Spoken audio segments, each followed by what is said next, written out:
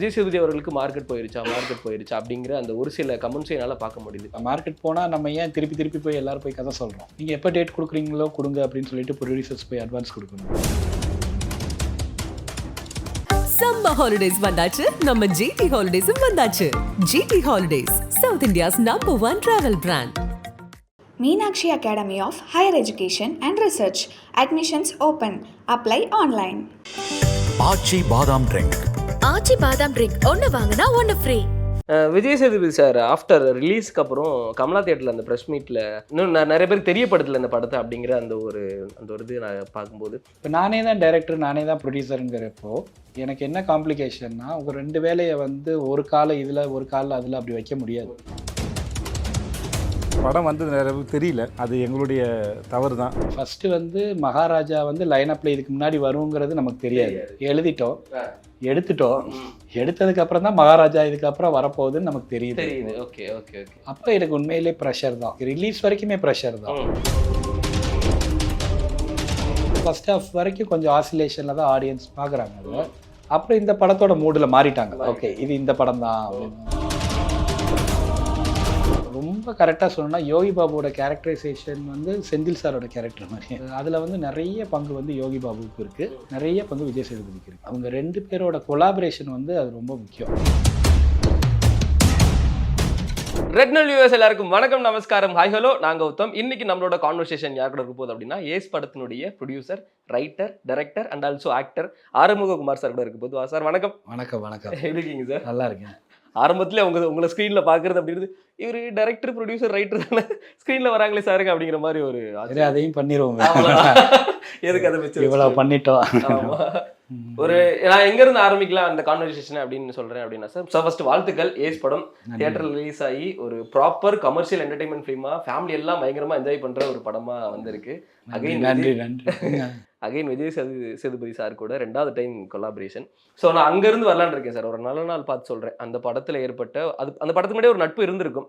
So அங்கேருந்து இப்போது ace படம் வரைக்கும் இருக்கக்கூடிய ட்ராவல் அண்ட் அந்த கேப் 2018 நல்ல நாள் பார்த்து சொல்கிறேன் ரிலீஸ் ஆச்சு. இப்போ 2025 இடையில ஒரு 7 வருஷ கேப் இருக்குது.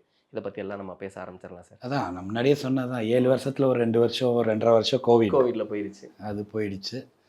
அப்புறம் முடித்த உடனே ஒரு ஹேங் ஓவர் இருக்கும்ல, ஒரு படம் முடித்த உடனே ஒரு ஹேங் ஓவர் இருக்கும்.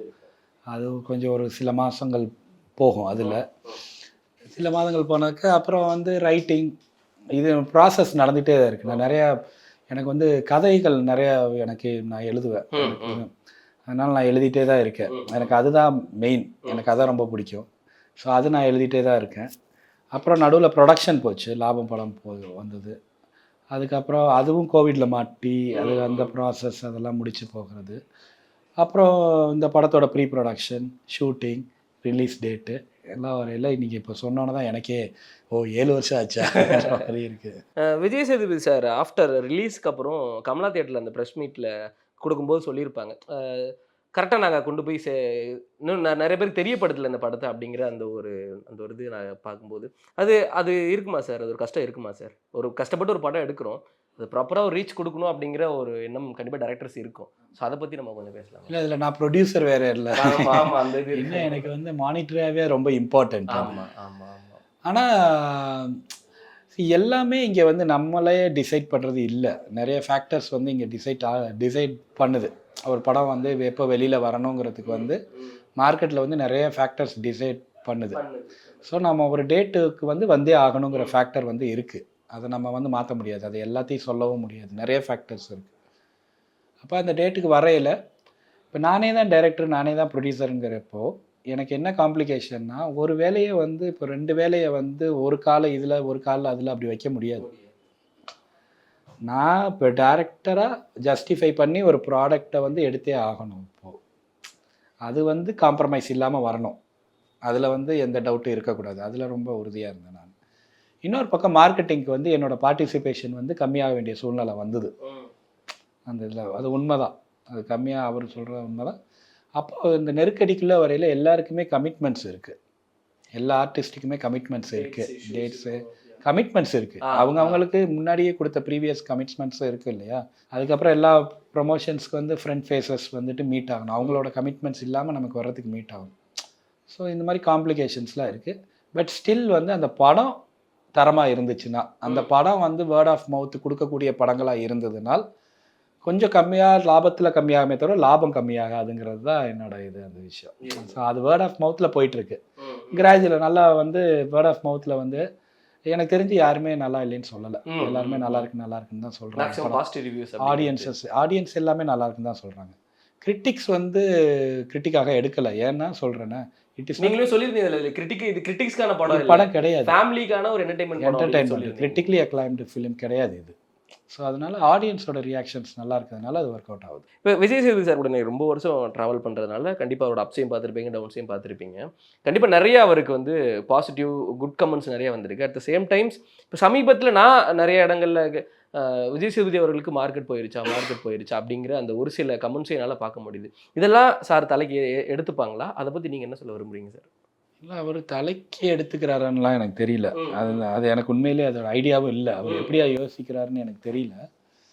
பட் அவருக்கு மார்க்கெட்லாம் போகல. மார்க்கெட் போனால் நம்ம ஏன் திருப்பி போய் எல்லோரும் போய் கதை சொல்கிறோம்?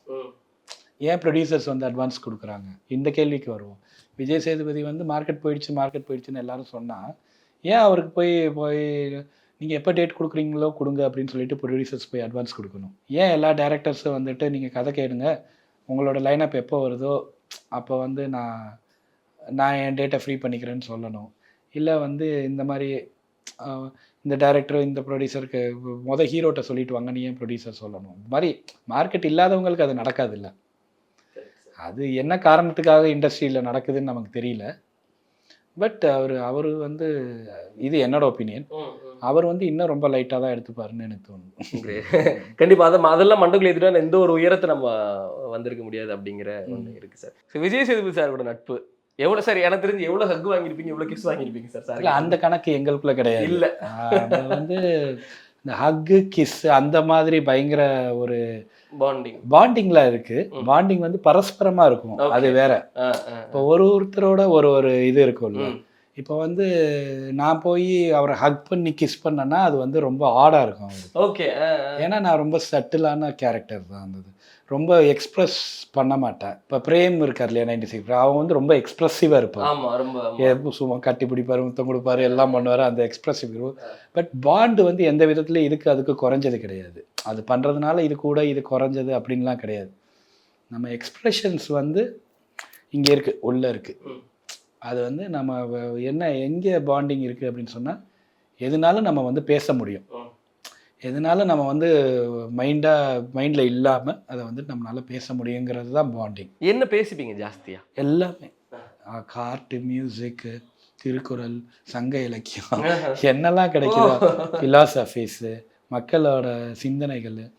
எனக்கு வந்து நான் ஏதாவது புக்கு படிச்சுன்னா அதை பற்றி பேசுகிறதா இருக்கட்டும், இல்லை நார்மலாகவே வந்து லைஃப்பில் நடக்கிற இன்சிடென்ட்ஸ் வந்துட்டு ஒரு விஷயம் வந்து நம்மளோட விஷயம் எவ்வளோ ஹெல்ப்ஃபுல்லாக இருக்குது, நம்ம ஒரு விஷயம் க்ரியேட் பண்ணுறதுக்கு, நம்மளோட கிராஸ் பண்ண பீப்புள், மனிதர்கள் எல்லாமே, அதை பற்றி எல்லா கேரக்டர்ஸ் தானே, எல்லாமே வந்து அவே ஆஃப் த டாபிக் போயில தான் நமக்கு வந்துட்டு உள்ளே வர்றோம். பவுண்ட்ரிக்குள்ளே க்ரியேட்டிவிட்டி இம்ப்ரூவ் ஆகுது அங்கே. ஸோ எல்லாம் பேசுவோம். Great sir.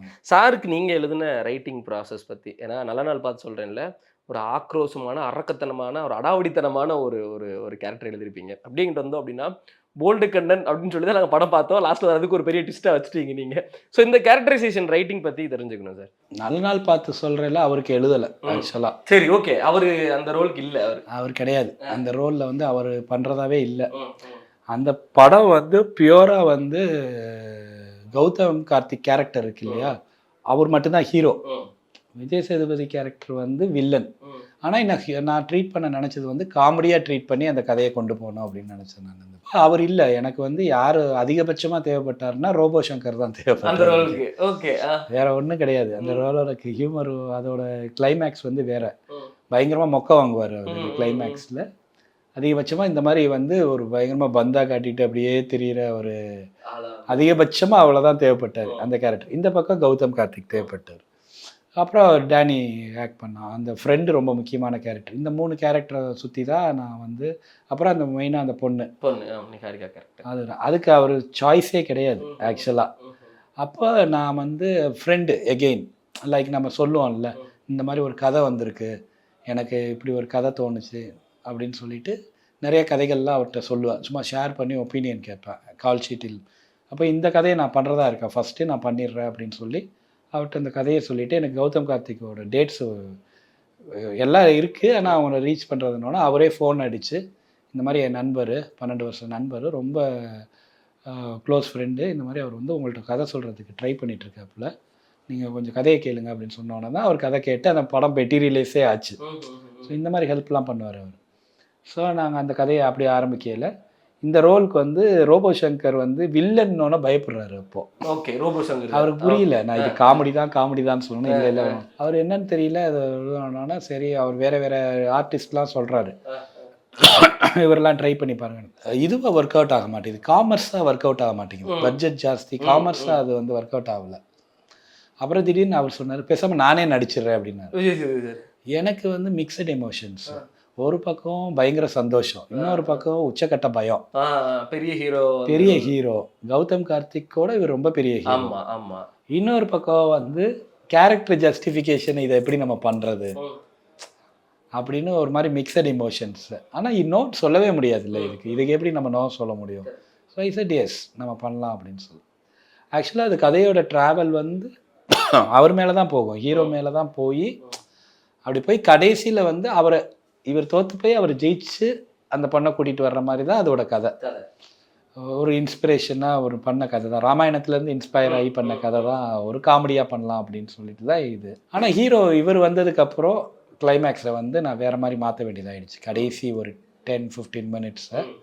அதனால அது இவருக்காக பண்ண கதை இல்லை. ஓகே, ஸ்டில் ஆக்சிடென்டலாக சார் உள்ளே வந்தது. ஏஸ்க்கு வந்துடலாம் சார். ஏஸ் வந்து என்னன்னா நம்ம இவருக்காக பண்ண கதை தான். ஓகே, சொல்லிட்டீங்க, உங்களுக்காக தான் எழுதியிருக்கேன்னு சொல்லிட்டீங்க. நீங்கள் உங்களுக்காக தான் எழுதியிருக்கேன். நான் ஒரு கதை எழுதியிருந்தேன், வேறு கதை எழுதியிருந்தேன், அது அவருக்கு சூட் ஆகாது அந்த கதை. ஏன்னா அது வந்து பியூர்லி வேறு ஜோனில் இருக்கும். அந்த இதில் சூட் ஆகாதுன்னா ரொம்ப சின்னதாக இருந்த படம். அப்புறம் எனக்கு ரொம்ப ஆசை ஒரு நல்ல கமர்ஷியல் படத்தில் இவர் இருக்கணும் அப்படின்னு, வித் ஃபைட்டு டான்ஸு, அதனால ஒரு அந்த மாதிரி ஒரு கதை பண்ணணும்னு ஆசை எனக்கு இவருக்கு. ஏன்னா இவர் நல்லா நடிச்சிருக்காரு, எல்லாம் பண்ணியிருக்காரு, அது சூப்பர் டூப்பர் ஹிட்டாக இருக்குது, 100 crores கிளப்புக்கு போயிருக்கு. அதெல்லாம் என்னோடது ஒரு சினிமேட்டிக்காக, ஒரு ஹீரோயிக்காக, ஒரு கமர்ஷியலாக ஒரு படம் இவருக்கு வந்து பண்ணணும். அதுக்கான இவரோட மீட்டரும் நமக்கு தெரியும், இவரால் எந்த மீட்டரில் வந்துட்டு ஆடியன்ஸ் வந்து இவரை வந்து என்ஜாய் பண்ணுவாங்கன்னு தெரியும். ஸோ அந்த மீட்டருக்காக எழுதப்பட்ட கதை தான் ஏஸ். ப்ரீவியஸ் ரிலீஸ் வந்து மகாராஜா. ஸோ மகாராஜா அஃப்கோர்ஸ் நீங்கள் பார்த்ததுக்கப்புறம் இந்த மாதிரி நடிச்சிருக்காங்க, இப்போ இதுக்கப்புறம் இந்த மாதிரி ஒரு ஸ்டோரி நம்ம ஜஸ்டிஃபை பண்ணணும் அப்படிங்கிற அந்த ஒரு ப்ரெஷர் இருந்துச்சா சார் நமக்கு? அது நமக்கு தெரியாது இல்லை முன்னாடி. ஃபஸ்ட்டு வந்து மகாராஜா வந்து லைனப்பில் இதுக்கு முன்னாடி வருங்கிறது நமக்கு தெரியாது. இந்த கதை வந்து எழுதிட்டோம், எடுத்துட்டோம், எடுத்ததுக்கப்புறம் தான் மகாராஜா இதுக்கப்புறம் வரப்போகுதுன்னு நமக்கு தெரியுது. Okay okay okay. அப்போ எனக்கு உண்மையிலே ப்ரெஷர் தான், எனக்கு ரிலீஸ் வரைக்குமே ப்ரெஷர் தான்.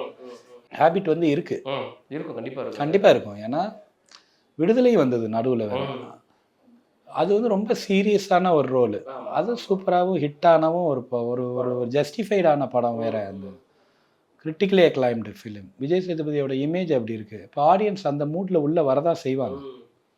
அந்த ப்ரெஷர் இருந்தது, உண்மைதான், எனக்கு இருந்தது.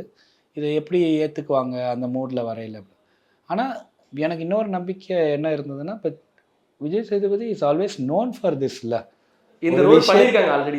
அது மட்டும் இல்லை, ஒரு விஷயத்தை வந்து பண்ணிவிட்டு அதை உடைக்கிறது வந்து அவர் பண்ணிகிட்டே இருந்திருக்கிறார்ல லைஃப்பில்.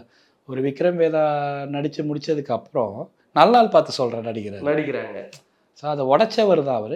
இன்னும் சொல்லப்போனால் ஆரஞ்சு மிட்டாய் நடித்தார், கடைசி விவசாயி பண்ணார், கவன் பண்ணார், 400 ரவுடிதான்ல ஒரு ரோல் பண்ணார். ஸோ இது எல்லாத்தையும் உடைக்கிற ஒரு இது இருக்குது, அந்த நம்பிக்கையே இருந்தது எனக்கு. ஸோ படம் பார்த்துட்டு ஃபர்ஸ்ட் ஹாஃப்லேயே எல்லாருமே வந்து மாறிட்டாங்க மூடுக்கு, இப்படி தான் இருக்க போகுது. ஒரு ஃபர்ஸ்ட் ஹாஃப் வரைக்கும் கொஞ்சம் ஆசிலேஷனில் தான் ஆடியன்ஸ் பார்க்குறாங்க அதை. அப்புறம் இந்த படத்தோட மூடில் மாறிட்டாங்க, ஓகே இது இந்த படம் தான் அப்படின்னு மாறினது. அது ஆடியன்ஸோட ரெஸ்பான்ஸில் ரியாக்ஷன்ஸில் நான் பார்த்தேன், அது சந்தோஷமாக இருந்தது. இப்போ ஏஸ்க்குமே வந்து கிரிட்டிக் சைடில் இப்போ அந்த மலேசியா மாதிரியான ஒரு செக்யூர்டு ஒரு நாட்டில் வந்து அந்த சேசிங் சீனாக இருக்கட்டும், அந்த ஹைஸ்டாக இருக்கட்டும், இதெல்லாம் வந்து லாஜிக்கலாக பார்க்க முடியல அப்படிங்கிற மாதிரி கிரிட்டிக் சைடில் சொன்னாங்க. அதை பற்றி ஏதாவது விளக்கம்? நான் எப்படி பார்க்குறேன் அப்படின்னா, நீங்கள் சும்மா யூடியூப்பை தட்டி பாருங்க. யூஎஸில் வந்து பட்டப்பகலில் வந்துட்டு கொள்ளை நடந்து சேஸ் நடக்கும். மலேசியாவோட 100 மடங்கு செக்யூர்டான சிட்டி வந்து யூஎஸ். ஸோ அது நடக்கலைன்னுலாம் சொல்ல முடியாது. மலேசியா இப்படி தான் இருக்குங்கிறது வந்து பொது புத்தி. மலேசியா வந்து இப்படி இருக்கு, இப்படி தான் ஊர் இருக்கும், இப்படி தான் சிசிடிவி, இப்படி தான் அது ஒரு டெவலப்டு கண்ட்ரி அப்படிங்கிறது வந்து அது வேற. நான் மலேசியாவிலே இருந்தவன், மலேசியாவிலேயே ட்ராவல் பண்ணவன். இந்தியாவில் எவ்வளோ க்ரைம் நடக்குதோ அதை விடன்னு சொல்ல முடியாது, அதுக்கு ஈக்குவலாகவே நல்லாவே க்ரைம் அங்கே நடக்கும். மலேசியாவில் நடக்கும், நல்லாவே நடக்கும். திருட்டு, கொலை, கொள்ளை, பட்ட பகலில் எல்லாமே நடக்கும். அங்கே வேனை மறிக்கிறது, இங்கே இருக்கிறதோட செக்யூரிட்டி வந்து அங்கே வந்துட்டு ஜாஸ்தியாகவே நடக்கும். அதுலலாம் வந்து ஒன்றும் இல்லை. ஸோ நான் அந்த சீனில் வந்து கொள்ளையடிச்சிட்டு தப்பிச்சு போயிட்டாங்கிறத தாண்டி போலீஸ் வந்து பார்க்கவே இல்லை, நோட்டீஸே ஆகலை, பார்க்கவே இல்லை, அப்படிலாம் இல்லை. அது வந்தால் கதவை திறந்தா பணத்தை எடுத்துகிட்டு போயிட்டா அப்படின்லாம் இல்லை. அது அவன் பணத்தை எடுத்துக்கிட்டு இருக்கையில் போலீஸ்க்கு இன்டிமேஷன் போகுது, போலீஸும் வர்றாங்க, போலீஸோடையும் சண்டை போடுறாரு, போலீஸ் வந்து சேஸும் பண்ணுறாங்க. சேஸ் பண்ணி அதுக்கப்புறம் அந்த ஒரு இடத்துல வந்து அவர் கஷ்டப்பட்டு தான் தப்பிச்சு வெளில போகிறாரு. ஸோ அது ஒரு பர்ஃபெக்ட் ஹைஸ்ட்டுங்கிறதும் கிடையாது. கடைசியில் அவர் துப்பாக்கியில் இருக்கிறதுக்கு காரணமாக கூட இருக்கலாம். இன்னொன்று ஒருத்தர் மூஞ்சியை பார்த்தது அவருக்கு தெரியாமையே சுற்றிட்டு இருக்காரு அந்த. So it is not even a perfect heist. அந்த ஹைஸ்ட்டில் லூப் ஹோல் இருக்கிற ஒரு ஹைஸ்ட்டு தான், மாட்டிக்கிற ஒரு ஹைஸ்ட்டு தான். கமர்ஷியலாக தேவை, கமர்ஷியலாகவும் தேவை. இப்போ நான் திருடணும்னு எனக்கு அவசியம் வந்து திருட போகிறேன் அந்த இடத்துல, அந்த மனநிலையாகவே சொல்கிறேன்னு. இல்லை மலேசியாவில் வந்து ரொம்ப டைட்டாக இருக்கும், அதனால நம்ம திருடக்கூடாதுன்னு ஒருத்தர் நினைப்பானா. திருடுறவன் மலேசியாலையும் திருடுறான், யூஎஸ்லேயும் திருடுறான்.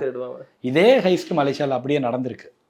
ஓகே, ஒரிஜினலாகவே நடந்திருக்கு. Okay okay. அது வந்து கொஞ்சம் சினிமேட்டிக் இல்லாமல் இருக்கும். இதெல்லாம் கேட்கும்போது மணி ஹைஸ்ட் ஏற்றுக்கிறாங்க, டார்க் நைட் ஜோக்கர் இதை ஏற்றுக்கிறாங்க, ஏன் இதை மட்டும் ஏற்றுக்க மாட்டாங்க? இதில் நான் எப்படி நினைக்கிறேன்னா மணி ஹைஸ்ட்டு டார்க் நைட்டில் ஒரே இதில் வரும். ஜோக்கர் வந்து ஒரு கிட்டத்தட்ட ஜோக்கர் மாதிரியான ஒரு சின்ன பிளே இருக்கும்.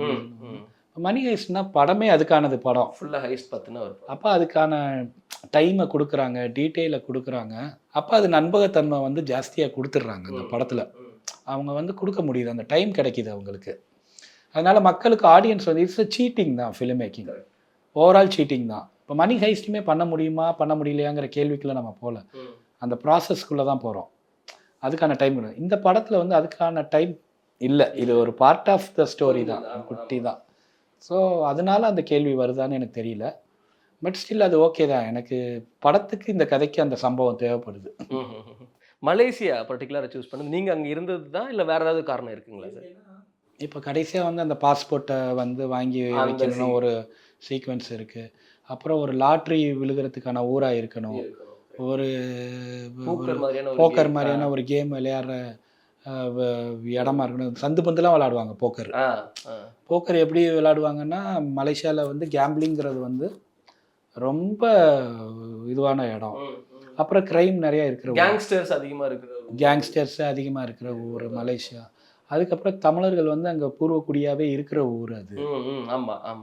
இப்போ நான் போய் ஹீரோயின் வந்து அங்கேயே பிறந்து வளர்ந்த ஊருங்கிறத வந்து நான் போய் ஒரு தாய்லாண்ட்லேயோ சிட்டிசனாக இருக்காங்க, ஒன்று மலேசியாவில் சொல்லலாம், சிங்கப்பூரில் சொல்லலாம். இப்போ க்ரைம் ஜாஸ்தியாக மலேசியாவில் வந்து இது எல்லாமே அது ஒரு பொருந்தின ஊர். இந்த கதைக்கு அது ஒரு பொருத்தமான ஊர் தான் அது. அப்புறம் ஒருத்தர் ஹீரோ வந்து வெளிநாட்டுக்கு வர்றது தான் கதை. வெளியூருக்கு வர்றதுன்னு யோசித்து பார்த்தோம், பாம்பேக்கு வர்றாரான்னு யோசித்து பார்த்தோம், ஹைதராபாத் வர்றாரு. அதெல்லாம் வந்து அந்த இதுவை கொடுக்கல. நமக்கு பட்ஜெட் கம்மி தானே, பண்ணுறது ஈஸி தானே, நான் ஏன் கஷ்டப்பட்டு போய் மலேசியாவில் எடுக்கணும்? ஸோ அது வந்து அதுக்கு அந்த மாதிரி ஃபேக்டர்ஸுக்கெல்லாம் அந்த ஸ்டோரிக்கு வந்து மலேசியா தேவைப்பட்டுச்சு. யோகி பாபு சார், விஜய் சேதுபதி சாரோட காம்பினேஷன்ஸ் பற்றி கண்டிப்பாக நிறைய இடங்களில் என்ஜாய் பண்ணி பயங்கரமாக வந்து சிரித்தோம். இவங்க 2 பேரை வச்சு ப்ளே பண்ண அந்த இதை பற்றி, கேரக்டரைசேஷன் பற்றி சொல்லலாமா சார்? ரொம்ப கரெக்டாக சொல்லணும்னா யோகி பாபுவோட கேரக்டரைசேஷன் வந்து செந்தில் சாரோட கேரக்டர் மாதிரியே, அவர் கவுண்டமணி சார் மாதிரியே பண்ணியிருந்தாங்க. ஸோ எனக்கு என்னென்னா அந்த ஒரு பிளேக்கு நான் வந்து ரொம்ப யூனிக் ஒரு பயங்கரமாக ட்ரைலர் கட் பண்ணுறதுக்கு வந்து ஏதாவது காமெடி வைக்கலாம் அப்படின்னு யோசித்தோம். சரி. அப்புறம் வந்து ஸ்னீக் பீக்கு காமெடியை வைக்கலான்ட்டு ஒன்று வச்சு பார்த்தா ஒர்க் ஆகலை அந்த ஸ்னீக் பீக் காமெடியும். ட்ரெய்லருக்குள்ளே எப்படியாவது ஒரு ஒன் லைனர்ஸை கொண்டு வரலாம், பஞ்ச் கொண்டு வரலான்னு பார்த்தேன். முடியவே இல்லை கடைசி வரைக்கும் காமெடி ஒர்க்கே ஆகலை. நமக்கு தெரியும் இல்லையா, ஏன்னா அது வந்து ஜேர்னி, அந்த கேரக்டர்ஸ் அந்த படத்தில் பார்த்தா மட்டும்தான் அது ஒர்க் ஆகும். கதையோட ட்ராவல் பண்ணிக்கிட்டே இருக்கிற காமெடி வந்து அப்படி பண்ண சில காமெடிலாம் ஒன்லைனாக வச்சாலே ஒர்க் ஆகும். இது அப்படி ஒர்க்கே ஆகலை. அதுவே எனக்கு ட்ரெய்லர் பண்ணையில் தான் தெரிஞ்சுது அந்த மாதிரி வைக்க முடியாது அப்படின்னு சொல்லி. ஸோ அது வந்து அப்போ வந்து அது ரைட்டிங் வந்து சிச்சுவேஷனலாக எழுதணும். நம்ம வந்து இந்த மாதிரி ஒரு இடத்துக்குள்ளே இந்த மாதிரி 2 பேர் போகையிலே இந்த கேரக்டரும் எப்படி பிஹேவ் பண்ணுது அப்படின்னு அந்த கேரக்டரை மீறாமல் ஒரு விஷயம் நம்ம பண்ணி அந்த சிச்சுவேஷன்ஸ்குள்ளே அவங்களோட கொலாபரேஷனை கொண்டு வரையில் அந்த காமெடி வந்துட்டு பயங்கரமாக ஒர்க் ஆகுது. ஸோ அதனால் அதில் வந்து நிறைய பங்கு வந்து யோகி பாபுவுக்கு இருக்குது, நிறைய பங்கு விஜய் சேதுபதிக்கு இருக்குது. ஆமாம், அவங்க 2 பேரோட கொலாபரேஷன் வந்து அது ரொம்ப முக்கியம். இன்னொரு காம்ப்ளிகேஷன் இருக்குது அதில், அவங்களோட இயல்பை வந்து நம்ம கெடுக்கவும் கூடாது. டைரக்ஷனில் நேச்சரை உடைக்கிடக்கூடாது அப்படின்னு நீங்கள் இப்படி தான் இதை வந்துட்டு பிஹேவ் பண்ணி இதை கொண்டு வரணும்னு நம்ம போய் திணிச்சோன்னா ஆர்கானிக்காக இப்போ உங்களுக்கு தேட்டரில் ஒர்க் ஆகிற ஹியூமர் ஒர்க் ஆகாது. அவங்க தான் ஒர்க் பண்ணணும், அதை நம்ம மானிட்டர் பண்ணி நம்ம எக்ஸ்ட்ராக்ட் பண்ணி எடுத்துக்கணும். இந்த மாதிரி ஒரு கொலாபரேட்டிவ் ஒர்க் இருந்தது அதுக்குள்ள. ராஜதுரை, பிருத்திவி சார், ராஜதுரை, தர்மா 2 ஒரு முரட்டு வில்லன்கள் அப்படிங்கிற மாதிரி, இங்கிட்ட ஒரு போல்டு கண்ணன் அப்படிங்கிற ஒரு கேரக்டர், ருக்மிணி. அவங்க இந்த ரைட்டிங்கை பற்றி தெரிஞ்சுக்கணும் சார். ஏன் 2 வில்லன்களை ப்ளே பண்ண விட்டோம் அப்படிங்கிற அந்த ஒன்று, லாஸ்ட்டில் 2 பேரையும் மோதிக்க விட்டோம் அப்படிங்கிற அந்த ஒன்று, அதை பற்றி தெரிஞ்சுக்கணும் சார். ஸோ இந்த படத்தோட பர்பஸே வந்து எவ்ரிதிங் இஸ் கனெக்டட் அப்படிங்கிறது தான் இதோட மூடு. அப்படி தான் இது எழுதப்பட்டுச்சு அந்த இதில். அப்போது நமக்கு என்னென்னா ஒரு சின்ன லிங்க் வந்து கொஞ்சம் ஃபாஸ்ட்டாக அந்த லிங்க் இன்னும் நல்லா ஒர்க் ஆகிடும். ஒரு விஷயம் இருக்குது, லிங்க் இருக்குது இதில். ப்ராப்ளம் வந்து வேற ஒரு பொண்ணுக்கு ப்ராப்ளமு, அந்த பொண்ணு வந்து இன்னொருத்தரோட இந்த ருக்மிணியோட வீட்டில் இருக்காங்க. இப்போ ருக்மிணியை வந்துட்டு இவர் வந்துட்டு லவ் பண்ண ஆரம்பத்தில் பிருத்திவிராஜ் பப்ளு சார் வந்து ஒரு வேற பொண்ணை வந்து வேற பொண்ணை ஹாரஸ் பண்ணையில் அவர் வீட்டில் வந்துட்டு ருக்மிணி இருக்காங்க. ருக்மிணியோ வந்துட்டு ஹீரோ லவ் பண்ணுறாரு. ருக்மிணிக்கோட ப்ராப்ளத்தை சால்வ் பண்ணுறதுக்காக வில்லனை மீட் பண்ணையில் யோகி பாபுவும் சேர்ந்து மாட்டிக்கிறாரு. அந்த ஒரு இதில் யோகி பாபுவும் மாட்டிக்கிறாரு. இப்போ யோகி பாபுவும் இவரும் சேர்ந்து இந்த ப்ராப்ளத்தை சால்வ் பண்ணையில் பிருத்திவிராஜ் இவர் எல்லாமே மொத்தமாக லிங்க் ஆகிடுறாங்க, இடத்துல கனெக்ட் ஆகிடுறாங்க. கனெக்ட் ஆகி இதுலேருந்து எப்படி தப்பிக்கணும் அப்படிங்கிற மூடுக்கு வர்றாங்க அப்படின்னு ஒரு லிங்க்கில் உருவாக்கணும் இந்த கதை. சார், ஆக்சுவலாக நீங்கள் போல்டு கண்ணன், ஒரிஜினல் போல்டு கண்ணனை பார்த்த உடனே தியேட்டரில் எல்லாமே ஷாக் ஆகிட்டாங்க. விஜய் சேதுபதி சார் யாருங்கிற ஒரு கேள்வியும் வந்து எழுந்துச்சு சார். அது கண்டிப்பாக அடுத்த படத்தில் இருக்கும்னு அப்படின்னு நினைக்கிறேன். வாய்ப்பு இருக்கா சார்? அதுக்காக பண்ண விஷயம் இல்லை. விஷயம் என்னன்னா யாரா வேணாலும் இருக்கலாமே, அது இந்த கதைக்கு தேவையில்லைன்னு நான் நினைச்சேன். ஓகே. இதெல்லாம் பண்ணக்கூடிய ஒரு ஆள் கிரைம் பேக்ரவுண்ட்ல இருக்கிறவனா மட்டும் இருந்தாலே போதுங்கிற அவசியம். ஒருத்தன் கிரைம் பேக்ரவுண்ட் இருக்குன்னு சொல்லிட்டோம், அதை ஆரம்பத்திலே வந்து நம்ம சொல்லிட்டோம். இப்போ வந்து கிரைம் பேக்ரவுண்ட், கிரிமினாலஜி நாலேஜ், அதாவது கிரிமினல் நாலேஜ் இருக்கிற ஒரு ஆள் வந்து யாரா வேணாலும் இருக்கலாம். அதாவது வந்து ஸ்பையா கூட இருக்கலாம். ஒரு இதில் வந்து நீ இப்படி போய் இருன்னு சொல்லிட்டு அனுப்புகிற ஸ்பையா, அவங்களுக்கு அந்த டியூஷன்ஸ் இருக்குது. இல்லை அவன் வந்து ஒரு அண்டர் கவர் போலீஸில் இருக்கிறவங்களுக்கு அந்த நாலேஜ் இருக்கலாம். ஒரு ஜெயிலில் போய் வந்து பதுங்கியும் போய் இருக்கலாம். நம்ம ஏதோ ஒரு காசுக்காக போய் ஜெயிலில் போய் இருக்கிறதுங்கிறது வந்து நேஷ்னல் இன்டெலிஜென்ஸஸ்லாம் கொஞ்சம் வழக்கமான ஒரு விஷயமாகவும் அதுவாகவும் இருக்கலாம். அப்புறம் வந்து உண்மையிலே திருடனாகவும் இருக்கலாம், தீஃபாகவுமே இருக்கலாம், திருடனாகவே இருக்கலாம், ஒரு இதுவாக இருக்கலாம், ஒரு கான்மேனாக இருக்கலாம், என்ன வேணாலும் இருக்கலாம் அந்த ஆனால் இந்த கதைக்கு இவன் வந்து கிரிமினல் நாலேஜ் இருக்கிற ஒரு ஆளுன்னு எஸ்டாப்ளிஷ் மட்டும்தான் பண்ண வேண்டிய அவசியம். அவன் யாரும் பேக்ரவுண்ட் அப்படிங்கிறது இல்லை, என்னெல்லாம் பண்ணியிருப்பான், இதெல்லாம் சொல்லியிருப்பாங்கிற அவசியம் தேவைப்படலன்னு தோணுச்சு எனக்கு. ஸோ இது ஒரு ஓப்பன் எண்டு தான். ஆடியன்ஸ் நீங்கள் என்ன வேணாலும் அவரை எப்படி வேணாலும் நீங்கள் டிசைன் பண்ணிக்கலாம் அப்படிங்கிறது தான் நான் அப்படி தான் நினச்சேன். இது ஓப்பன் எண்டாக இருக்கிறது தான் இதோட பியூட்டியாக இருந்திருக்கும். இது வந்து அப்படி தான் இருக்கணும்னு நான் நினைக்கிறேன். ஆனால் நிறைய பேருக்கு என்ன தோணுதுன்னா இது அடுத்த இதுக்கான ஒரு லிங்க் தான். இது இல்லை, அதுக்கான ஸ்கோப் இருக்குது. இதை வச்சு டெவலப் பண்ணலாம். டெவலப் பண்ணால் நிறைய ஐடியாஸே இருக்குது எனக்கு. வந்து நீங்கள் என்ன வேணாலும் கொண்டு போகலாம். இது அது வந்து நம்மளோட காலம் எப்படி டிசைட் பண்ணுதுங்கிறத பொறுத்து தான். ஆனால் ஸ்கோப் இருக்குது, ப்ரீக்வலுக்கான ஸ்கோப் இருக்குது. Great sir. ஸோ அடுத்தடுத்து நீங்கள் பண்ணுற எல்லா ப்ராஜெக்ட்டும் வெற்றி அடைய எங்கள் டீம் சார் ஒரு பெரிய வாழ்த்துக்கள். Thank you so much for interview. Thank you. Summer holidays வந்தாச்சு, நம்ம ஜிடி ஹாலிடேஸும் வந்தாச்சு. GT holidays, south India's #1 travel brand. Meenakshi Academy of Higher Education and Research. Admissions open. Apply online. Aachi Badam drink Aachi Badam drink ஒன்னு வாங்கினா ஒன்னு ஃப்ரீ.